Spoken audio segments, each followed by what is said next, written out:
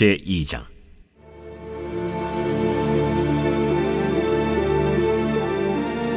그 후에 다윗이 여호와께 여쭈어 아뢰되, 내가 유다 한 성읍으로 올라가리이까? 올라가라. 어디로 가리이까? 헤브론으로 갈지니라. 다윗이 그의 두 아내 이스라엘 여인 아히노암과 갈멜 사람 나발의 아내였던 아비가일을 데리고 그리로 올라갈 때에 또 자기와 함께한 추종자들과 그들의 가족들을 다윗이 다 데리고 올라가서 헤브론 각 성읍에 살게 하니라. 유다 사람들이 와서 거기서 다윗에게 기름을 부어 유다 족속의 왕으로 삼았더라. 어떤 사람이 다윗에게 말하여 이르되, 사울을 장사한 사람은 길르앗 야베스 사람들이니이다. 다윗이 길르앗 야베스 사람들에게 전령들을 보내 그들에게 이르되, 너희가 너희 주 사울에게 이처럼 은혜를 베풀어 그를 장사하였으니 여호와께 복을 받을지어다.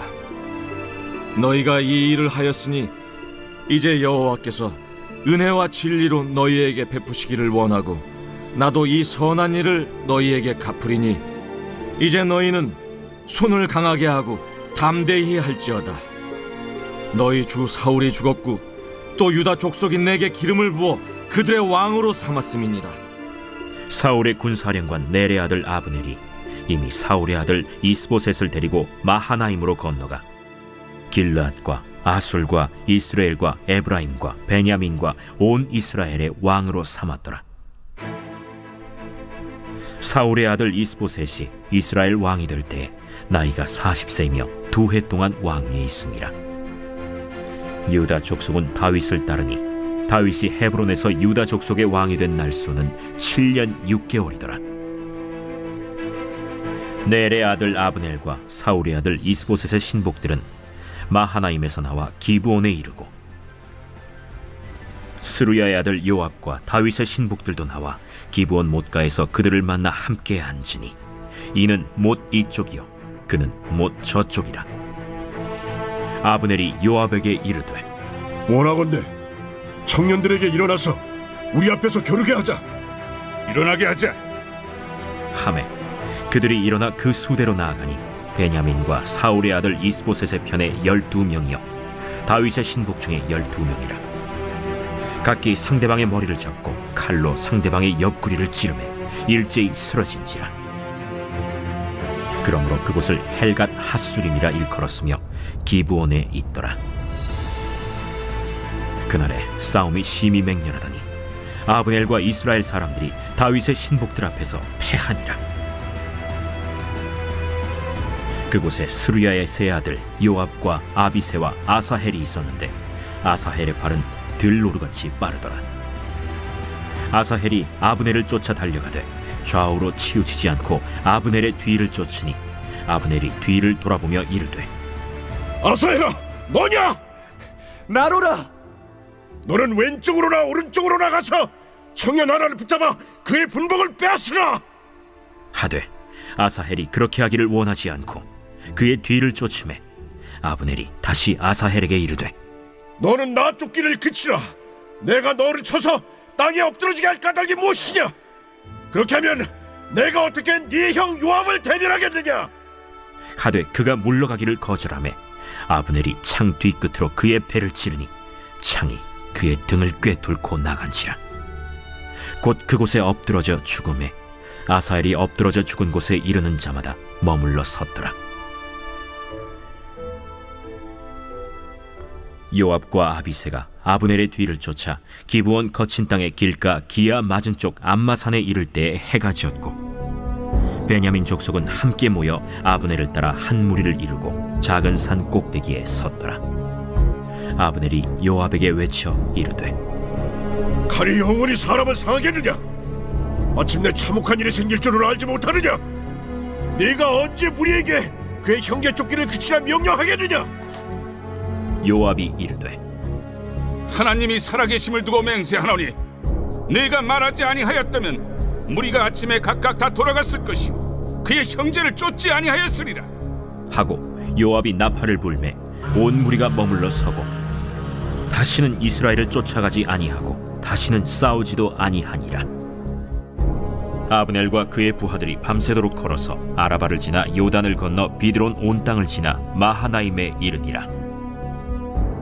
요압이 아브넬 쫓기를 그치고 돌아와 무리를 다 모으니 다윗의 신복 중에 19명과 아사헬이 없어졌으나 다윗의 신복들이 베냐민과 아브넬에게 속한 자들을 쳐서 360명을 죽였더라. 무리가 아사헬을 들어올려 베들레헴에 있는 그의 조상 묘에 장사하고 요압과 그의 부하들이 밤새도록 걸어서 헤브론에 이른 때에 날이 밝았더라. 오늘 새벽에도 주님의 보좌 앞으로 나오신 성도님들에게 하나님의 은혜와 평강이 함께 하시기를 축원드립니다. 오늘 사무엘하 2장 말씀 함께 살펴보겠습니다. 사무엘서는 다윗의 이야기를 담고 있습니다. 다윗의 시작부터 그 끝까지를 언급하고 있죠. 다윗은 이스라엘이 암흑 속에 있을 때 한 줄기 빛처럼 등장한 인물입니다. 이스라엘 사람들도 그들의 상태를 알았기에 사무엘 선지자에게 왕을 요구하죠. 하나님은 신앙적 모범자로 왕을 허락해 주시는데요. 그 첫 번째 왕이 사울이었습니다. 안타깝게도 사울은 율법적인 그리고 종교적인 행위로 하나님을 조종하고 이용하려 하였습니다. 결국 하나님의 명령에 불순종하여 버림받게 되는데요. 뒤를 이어 다윗이 지목받게 되었고 그는 하나님의 마음에 합한 자가 되었습니다. 골리앗을 무찌르며 승승장구하는 이 다윗을 보면서 사울은 시기와 질투심이 들게 되었고 그를 죽이려 하게 되지요. 그로 인해서 다윗은 10여 년 이상 도망자의 세월을 보내게 됩니다. 유다 땅 이곳저곳에 숨어 지내고 또 모압 땅에도 숨고 또 결국은 유다 땅에서 머물 곳이 없자 블레셋의 용병으로 망명하게 되죠. 그러던 중 블레셋과 이스라엘의 전쟁으로 사울이 죽임을 당하게 됩니다. 이제 사울의 시대는 끝이 나고 다윗의 시대가 시작이 되는데요. 다윗은 지난주에 보았던 사무엘하 1장에서 사울의 죽음 그리고 요나단의 죽음을 듣고 애통해하며 조가를 부르면서 1장이 마무리됩니다. 이제 차기 왕으로 지목되었던 다윗, 그의 행적을 보게 될 텐데요. 만약 우리 성도님들이 다윗이라고 가정을 해보겠습니다. 그를 쫓던 사울이 죽었습니다. 그리고 사무엘 선지자에게 차기 왕으로 기름 부음을 받았죠. 그리고 이스라엘 사람들의 상당히 많은 사람들이 다윗이 차기 왕임을 알고 있는 상태입니다. 그러면 이제 우리 성도님들은 그 다음 어떤 행보를 보이시겠습니까?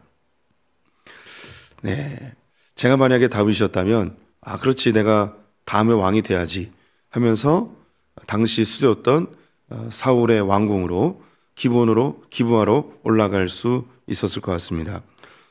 그런데 그는 그렇게 하지 않습니다. 오늘 1절에 보게 되면 다윗이 어떻게 하면 되겠습니까? 라고 하나님께 묻습니다. 그가 추구하는 목표, 그는 왕이 되는 게 목표가 아닌 것이죠. 그의 목표는 하나님의 마음에 합한 자가 되는 것이 그의 목표입니다. 하나님이 원하시는 게 무엇인지, 하나님의 뜻이 무엇인지 묻는 다윗을 등장시키죠. 2장 1절을 제가 보겠습니다. 그 후에 조가를 부르고 사울의 죽음을 안 거죠. 다윗이 여호와께 여쭈어 아뢰되 내가 유다 한 성읍으로 올라가리이까 여호와께서 이르시되 올라가라. 다윗이 아뢰되 어디로 가리이까 이르시되 헤브론으로 갈지니라. 그는 10여 년 이상 도망자의 세월을 보냈던 그 세월의 목표를 왕으로 삼지 않은 것이었습니다. 그가 왕이 되는지 안 되는지는 하나님께 달려있는 것이죠. 이것은 그가 사울을 대한 태도에서 그대로 나타나 있습니다. 사울이 왕이었고 차기 왕으로 다윗이 지목되었는데 사울만 죽으면 내가 왕이 되겠구나 이런 생각을 하지 않은 것이죠. 만약에 그런 생각을 했다면 사울을 어떻게든 빨리 죽여서 내가 왕이 되어야겠다라는 생각하지 않았습니다. 하나님께서 사울을 왕으로 세우셨으니 왕 위에서 내려오게 하는 것도 하나님이시다. 그래서 왕을 세우고 없애는 것이 하나님의 주권 속에 있음을 그는 사울을 대하는 태도에서 그의 신앙이 그대로 드러난 것이죠. 사울이 죽은 이후에 자신에 대해서도 동일한 태도를 보입니다. 나를 왕으로 하나님께서 지목해 주셨지만 내가 왕이 되는 것, 왕위에서 내려오는 것, 이거는 하나님께 달려있다라고 하는 것이죠. 그가 이제 10년의 도망자의 세월을 보내면서 얼마나 많이 이 차기 왕이 되는 것을 포기하고 싶은 마음이 들었겠습니까? 힘들고 어려울 때마다 나 다 짜증나고 힘들어, 다 때려쳐야지 하고 이렇게 포기할 수도 있었겠죠. 반대로 저 사울만 없으면 내가 왕이 될 텐데 하며 사울을 빨리 죽이고 왕이 되어야겠다라는 그런 방법을 취할 수도 있을 것입니다. 이 사무에서는 이 다양한 갈등들이 많이 등장을 합니다. 대표적인 게 사울과 다윗의 갈등이죠. 이 뒤에도 사울과 압살롬의 갈등이 또 있고, 그리고 사울의 이 잔당들과 다윗의 잔당들의, 다윗의 군대들의 갈등들이 계속해서 나옵니다. 오늘도 이 아브넬과 요압 장군의 갈등이 등장을 하죠. 사람은 갈등을 좋아하지 않습니다. 우리 가운데 누가 갈등을 좋아하겠습니까? 반대로 평온하고 평화로운 상태를 좋아합니다. 누구나 이 마음의 긴장을 느끼는 것을 다 싫어합니다. 갈등 앞에서 우리가 어떻게 반응할 것인가? 우리 성도님들이 갈등을 맞이했을 때 어떻게 반응을 보이시나요? 사람들은 크게 두 가지 방향으로 갈등에 대해서 반응을 합니다. 첫 번째는 이 갈등을 빨리 없애기 위해서 폭력적인 방법으로, 힘으로 이 갈등을 해결하려고 하죠. 부부간에 갈등이 있을 경우 힘이 강한 남편들이 이 갈등을 해소하기 위해서 이제 아내를 때려서 폭력으로 제압해서 복종시켜서 갈등을 없애려고 합니다. 사회적으로도 갈등의 요소가 있으면 자기가 가지고 있는 권력이나 돈이나 다양한 자기의 권력으로, 힘으로 짓눌러서 이 갈등을 빨리 없애려고 하죠. 그래서 접촉사고가 났을 때에 우리가 흔히 하는 얘기가 목소리 큰 놈이 이긴다는 말이 있죠. 이 목소리 큰 게 뭐냐면 이 갈등의 상황을 내가 가지고 있는 완력이나 이 에너지를 가지고 이 갈등을 빨리 해소시키려는 인간의 본성이 그대로 드러나는 것이죠. 반대편에는 뭐가 있냐면 회피가 있습니다. 피해버리는 거죠. 나는 복잡한 거 싫어. 나 그냥 다 그만둘래. 하면서 이 갈등의 상황을 회피해버리는 경우가 있죠. 우리 성도님들은 어떤 성향이십니까? 성도님들이 보시는 저는 어떤 성향으로 보이시나요? 저는 회피입니다. 부인과 싸우면 그냥 도망 나옵니다. 그렇게 보이죠. 되게 유약해 보이잖아요. 그런데 제가 보니까는 교회에서 한 80%는 제가 이제 그냥 목회를 하면서 느낀 거예요. 80%는 회피형입니다. 회피형. 여기 새벽기도 오신 분들은 유난히 더 이렇게 착하신 분들이 많이 있기 때문에 갈등이 싫죠. 그래서 그냥 내가 참고 말지, 내가 손해보고 말지, 이런 거 가지고 스트레스 받아 그냥 내가 잊어버리지 하면서 대부분 이제 회피형입니다. 교회 보면 한 20% 정도가 이 자기의 힘으로 인해서 이걸 싸움으로 가져가는 사람들이 있습니다. 목소리 크게 내서 그러죠. 그래서 소풍교회는 좀 더 이렇게 회피형이 많은 것 같아요. 왜 제가 그렇게 하느냐? 소풍교회는 잘 안 싸워요. 그냥 내가 참지 이렇게 하고 이제 끝내버리는 사람들이 대부분이 있습니다.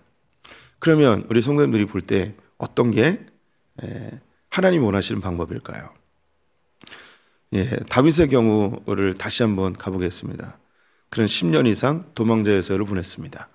그는 유다 땅을 돌아다닐 때마다 유다 땅에 있는 사람들이 계속 밀고하며 신고하면서 이 다윗을 모욕하고, 다윗은 설 자리가 없었습니다. 그건 죽음의 고비를 여러 번 넘기죠. 이런 갈등의 연속 속에서 그가 선택할 수 있는 것은, 제가 만약에 다윗이라면 그냥 다 때려치고 싶다. 그냥 하나님의 약속이고 뭐고 다 필요 없어 하고 회피했을 가능성이, 제가 만약에 다윗이라면 그렇게 했을 것 같습니다. 종종 욱하는 사람들이 있죠. 이 갈등을 해결하기 위해서 저놈을 내가 죽여버리고 내가 왕이 되면 다 끝나 하면서 자기의 방법으로 문제를 해결하려고 합니다. 근데 다윗은 이 두 가지 방법을 선택하지 않습니다. 다윗은 완전히 새로운 방법을 선택을 하죠. 그것은 하나님께 이 문제를 맡기는 것입니다. 내가 폭력적인 방법으로 문제를 해결하려 하지 않고 아무리 긴장되고 힘들어도 이 문제의 상황에서 떠나지 않고 그대로 머물면서 하나님이 이 상황을 어떻게 해결해 나가시는지를 살펴보는 것이죠. 담임 목사 입장에서 갈등이 발생했을 때 저도 내가 이거 아니면 먹고 살 게 없어 하면서 목사를 때려치고 다른 직업으로 전환할 수도 있겠죠. 아니면 다른 교회로 갈 수도 있을 것이고, 아니면 제가 가지고 있는 성향이나 성질대로 내 말 다 따라요 하면서 소리 지르면서 교회를 이끌어갈 수도 있겠죠. 그런데 복음은 이 두 가지 방법이 아닙니다. 하나님이 이 갈등의 상황을 어떻게 해결해 나가시는지 하나님의 관점으로 바라보면서 내가 가지고 있는 자기 중심성을 포기하고 하나님께 이 문제를 맡기며, 조금 유약해 보이고 미련해 보일 수 있겠지만 이 가운데 하나님의 지혜가 드러나게 되어 있습니다. 하나님은 다윗에게 왕이 되라 하지 않고 먼저 헤브론으로 가라고 이야기합니다. 헤브론에 가서 자기의 군대들과 함께 성읍에서 지내고 있는데, 자연스럽게 자기가 의도하거나 혹은 계획한 것이 아니고 유다에 있는 장로들이 와서 이 다윗에게 당신이 우리의 왕이 되어 주십시오. 이미 이 이스라엘은 상당히 지금 혼란한 상황이고 사울의 죽음 이후에 누가 왕이 될 것인가에 대해서 무척 지금 갑론을박이 진행되는 상황이었습니다. 이제 뒤에 나오게 되겠지만 아브넬 군대 장관이 사울의 아들이었던 이스보셋을 왕위에 세웁니다. 그의 나이 40이었는데요. 왕위에 재위한 기간이 2년입니다. 다윗은 7년 6개월 동안 왕위에 올랐다고 합니다. 그러면 계산이 안 맞죠. 다윗이 헤브론에서 7년 6개월 동안 왕으로 활동하다가 이스라엘 전체의 왕이 되거든요. 그러면 이스보셋이 2년만 왕위에 올랐으니 5년 6개월이 비어버리는 거예요. 오늘 성경에서는 정확하게 이스보셋이 언제 왕위에 올랐다가 그가 죽음을 암살당하거든요. 그가 언제 죽었는지 기록되어 있지 않아요. 어쨌든 앞뒤로 합쳐서 5년 6개월 동안 이 이스라엘은 엄청난 혼란의 시기를 겪고 있는 것입니다. 그때에 유다의 장로들이 다윗에게 찾아와 이스라엘 전체의 왕이 없는 상황에서 지속되는 혼란 속에서 그래도 우리라도 왕을 세워서 하나님이 기름 부으셔 세우셨으니까 전체 이스라엘, 특히 사울을 따랐던 저 북쪽 이스라엘이 이 다윗을 인정해 주지 않더라도 빨리 이 혼란을 해결하기 위해서 다윗을 왕으로 모십시다. 이런 논의들이 있었겠죠. 그래서 아주 자연스럽게 왕위에 오르게 됩니다. 오늘 성경에서는 아주 짧은 구절로 설명을 해주고 있지만 이 당시 우리가 살았으면 지금 우리가 이렇게 대통령이 탄핵되고 차기 대통령이 누가 되는지 엄청난 긴장감과 심리적인 불안감, 그리고 국내 정치의 혼란함을 겪듯이 이 이스라엘 전체에 그런 혼란함이 아주 오랫동안 지속되고 있었음을 우리는 알아야 합니다. 이때에 자연스럽게 유다의 장로들이 다윗을 왕으로 세우게 되죠. 이제 다윗이 유다의 왕이 되었습니다. 이때에 이제 두 가지의 사건이 그 뒤에 언급이 되는데요. 다윗이 왕위에 오른 이후에 두 가지의 사건. 첫 번째는 무엇인가? 사람들이 이야기를 전해준 거예요. 아주 오래전 이야기일 수도 있는 거죠. 사울의 시체가 성벽에 걸려 있었는데 이 시체를 누가 수습했냐면 길르앗 야베스 사람들이 수습했다는 이야기를 전해 들었습니다. 우리 성도님들이 길르앗 야베스 사람들이라면 다윗이 왕이 됐다는 소식이 어떻게 들리겠습니까? 다윗과 사울은 원수지간이죠. 사울은 죽고 그의 원수였던 다윗이 왕위에 올랐습니다. 일반적인 사람의 정서 속에서 적이 왕이 된 거예요. 원수가 왕이 되었어요. 그런데 사울의 시신을 길르앗 야베스 사람들이 수습했습니다. 그들이 느꼈을 감정, 다윗의 원수가 사울인데 이 사울의 시신을 우리가 수습해서 장례를 치러줬으니 저 다윗이 역하신병을 가지고 우리에게 복수하면 어떡하지? 라는 불안감, 이것이 그에게 밀려왔을 것입니다. 이때에 다윗이 전령들을 통해서 길르앗 야베스 사람들에게 전해준 소식은 무엇이냐면, 너희들 너무 잘했다. 사울의 시신을 아무도 수습하지 않았는데 너희들이 목숨 걸고 그의 시신을 수습해서 장례를 잘 치러줬는데 너희들 너무너무 잘했다. 하나님이 너희들에게 복을 내려주실 것이다. 하나님께서 은혜와 진리로 너희의 하나의 행동에 대해서 평가해 주실 것이다 하고 그들을 선한 일을 하였다고 축복하는 장면이 나옵니다. 그 다음 장면은 이 사울의 군대 장관이었던 아브넬과 다윗의 군대 장관인 요압의 전투의 장면이 나오게 됩니다. 사울의 성이 있었던 기브온 근처에 우물가에서 두 군대가 우연히 만나게 됐습니다. 물을 마시기 위해서 온 거겠죠. 그런데 두 군대가 눈치 싸움을 하다가 아브넬이 얘기합니다. 야, 우리 여기서 뭐 전면전을 하기보다는 12명씩 대표 뽑아가지고 누가 더 센지 한번 겨뤄보자 라고 하면서 12명씩 뽑아가지고 겨루죠. 이때에 서로들 머리채를 잡고 칼로 옆구리를 찔러서 죽이는 과정 속에서 요압 장군이 흥분하기 시작합니다. 그래서 이제 전면전으로 치닫게 되어지고 이 요압의 동생이었던 아비새가 아사엘이 이 아브넬에 의해서 창에 찔려 죽임을 당하게 되죠. 이 사건은 이제 뒤에 계속 나오게 되는데 이 요압이 이 복수심에 사로잡히는 근거가 됩니다.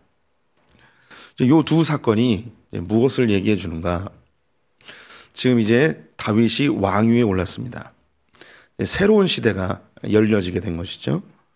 다윗은 폭력적으로 사울을 죽여서 왕이 된 것도 아니었고 회피한 것도 아니었고 하나님의 방법으로 왕위에 오르게 됩니다. 이제 다윗의 시대, 새로운 시대가 열렸는데 그런데 그 주변에 있는 사람들은 여전히 과거의 시대에 머물러 있음을 보여주고 있습니다. 길르앗 야베스 사람들은 사울을 왕으로 생각했고 그의 시신을 수습했습니다. 새로운 왕이 오르자 그들은 복수당할까 봐 두려워하고 있었습니다. 여전히 옛 시대에 머물러 있는 것이죠. 요압 장군 역시 다윗이 왕이 되었고 하나님의 시간표에 의해서 다윗은 이스라엘 전체의 왕이 될 것이 분명합니다. 그런데 이 요압 장군은 자신이 가지고 있는 힘으로 아브넬의 군대를 물리쳐서 다윗이 왕이 되는 것을 빨리 시간을 당기고 싶은 마음, 그리고 여전히 사울을 적으로 생각하고 사울의 잔당들을 빨리 없애야만 된다는 그런 조급한 마음이 요압에게 있었습니다. 즉 요압도 과거 시대에 머물러 있는 사람인 것이죠. 하나님은 다윗을 통해서 새로운 시대를 열어가고 있습니다. 그런데 이 길르앗 야베스 사람들이나 요압 장군이나 그들은 여전히 과거의 옛 습관에 머물러 있는 것이죠. 이러한 것은 인간 사회에서 너무나 많이 나타납니다. 저는 이제 목사니까 이제 교회 이야기들을 많이 알고 있죠. 교회가요, 이제 새로 개척이 됐습니다. 개척돼서 교회가 이제 성장하게 되는데 목사님들은 그런 이야기들을 해요. 30명에서 50명 되기가 어렵고 50명에서 70명 되기가 어렵고 70명에서 100명 되기 어렵고 100명에서 150명 되기 어렵고 뭐 이런 장벽들을 이야기를 합니다. 근데 이런 장벽들이 왜 생기냐면요. 교회가 성장하면서 하나님이 그 목회자를 통해서 새로운 발걸음을 만들어 가려고 하세요. 그런데 여기서 뭐가 문제냐면 그 교회 구성원들이 하나님이 열어가시는 새 시대에 발맞추어서 그 마음을 바꾸지 못하고 옛 습관에 머물러 있는 경우가 굉장히 많이 있습니다. 30명일 때가 그냥 좋은 거예요. 50명일 때가 이 마음이 바뀌질 않는 거예요. 우리끼리 좋았는데 새로운 사람들이 오니까 새로운 사람들을 맞이할 준비가 안 돼 있는 거죠. 성도들이 100명일 때 너무 좋았어요. 근데 새로운 사람들이 와요. 그러면 새로운 사람을 알아가야 되는 긴장이 있고요. 내가 하던 일을 나누어 주어야 되는 긴장이 있습니다. 또 목사님이 새로운 사람들을 챙기는 긴장감이 그 공동체 안에 생기면서 여기서 한 걸음 더 나아가지 못하는 옛 습관에 머물러 있는 것을 보게 되죠. 그래서 교회들이 많은 경우 어디에서 문제가 생기냐면 개척 멤버들로부터 문제가 생깁니다. 그들은 그 처음에 개척했을 때의 그 마음에 여전히 머물러 있어요. 근데 하나님은 그 목회자를 통해서 혹은 교회 공동체를 통해서 새로운 일을 해나가려 하는데 그 이 옛 습관에 머물러 있는 사람과 새로운 길을 걸으려는 사람들 가운데 문제가 생기죠. 그래서 이제 안타깝게도 이걸 차고 나가는 교회들은 어떤 교회냐면 개척 멤버들이 교회를 떠나버리면 차고 나갑니다. 신기하게. 반대로 개척 멤버들이 계속 권력을 잡고 있으면 이 교회는 어느 정도 보이다가 쑥 또 떨어집니다. 어느 정도 보이다가 또 쑥 떨어지죠. 이게 이 교회 내에서 벌어지고 있는 일이에요. 지금 다윗을 통해서 하나님이 새로운 시대를 열어가는데 길앗 야베스 사람들이 사울의 시대에 머물러 있고 요압이 전투의 시대에 머물러 있어요. 그래서 뭐 그 회사나 새로운 정권들이나 그 개국 공신들이 다 내침을 받는 것을 보게 되죠. 그 이유가 이 개국 공신들이 옛 습관에 머물러 있다 보니까 앞으로 나가지 못해서 그 지도자들에 의해서 자연스럽게 제거되는 것을 보게 됩니다. 이건요, 우리 모두가 다 가지고 있는 일입니다. 우리는 예수 그리스도로 인해서 새로운 피조물이 되었습니다.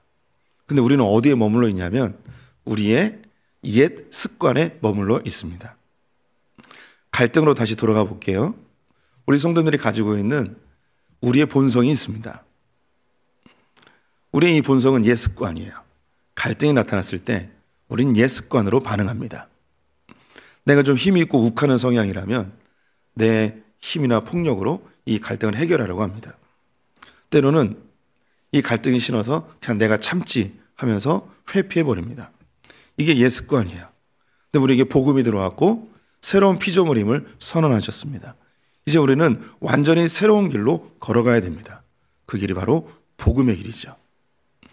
내가 욱하는 성향이라면 이 욱하는 성향을 내려놓고 주님이 이 일을 어떻게 해결하시는지 바라봐야 합니다. 우리가 회피의 성향이라면 도망가고 싶고 갈등이 싫고 다툼이 싫은 이 성향을 우리는 그 갈등 속에 머무는 인내의 성향으로 바꿔야 됩니다. 그리고 인내 속에서 하나님이 어떻게 이 일을 해나가시는지 살펴봐야 하죠.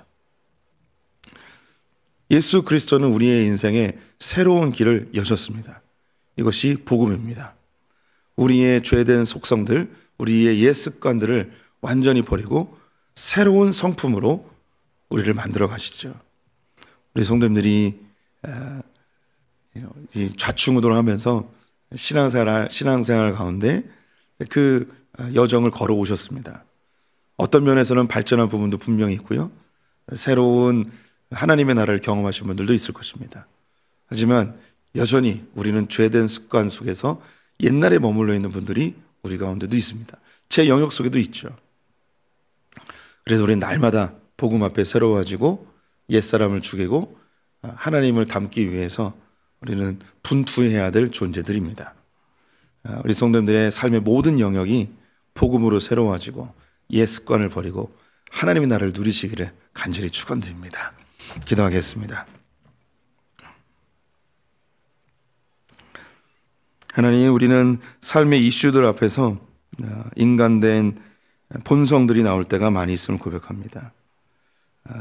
이제 우리가 새로운 피조물이기 때문에 하나님이 어떻게 하기 원하시는지, 복음이 뭐라고 이야기하는지, 예수님이 어떻게 사셨는지 우리의 모범으로 삼고 우리의 습관을 죽이고 새로운 삶을 살게 하여 주시옵소서.